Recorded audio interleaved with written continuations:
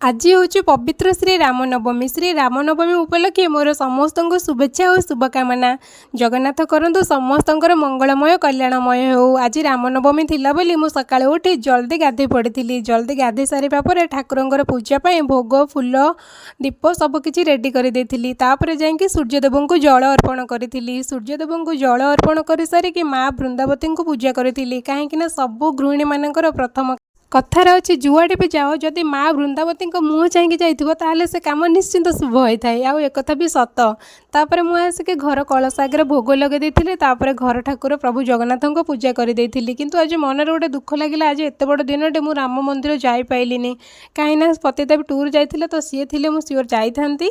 तो एक भाविकी मन को बुझेदेली। आसिक बासी फूल सब गछ मूले लगेदेली कहीं मु गाँव थी बेले घरे रखे आ बो नहीं कि नदी में भसई दिंती।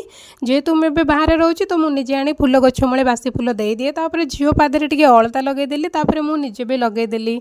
जदि भल होता मु पूजा करने पूर्वर अलताटा लगे था तो भल होता। किंतु जेहेतु मोर टे भूला मन तो मुझे लगे पारि नथिली।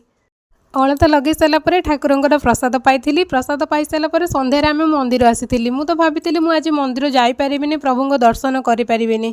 किंतु प्रभुंर इच्छा था जे मु मंदिर जीवी आ दीप लगे भोग कर आसबि।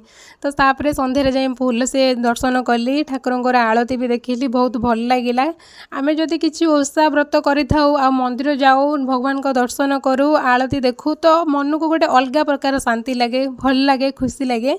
आ जो मैंने भी न जाई पार मन भी भक्ति थाए। खाली मंदिर गले जो भक्ति अच्छी सेटा नुह जो मैंने घरे रोचंती न जाई पार्चंती मन भी भक्ति थाए। किंतु मते बहुत भल लगिला भगवान को दर्शन कर साइला परे मन को बहुत शांति लगिला। एमती आम मंदिर में ठाकुर को दर्शन करके बुलाबुली करके मिसिकी जेहेतु आम समस्ते जाइलु तो मत भल लगिला खुशी रे बुलाबुली कलु ठाकुर दर्शन कलु। सेठी हनुमान 40 भी होतिला भोग भी प्रसाद भी दौरान आम खाइलु। आज दिनटा तो मो बहुत भल थिला। आपण मानक पई केमती थिला कमेंट करेंगे। रहिले जय जगन्नाथ।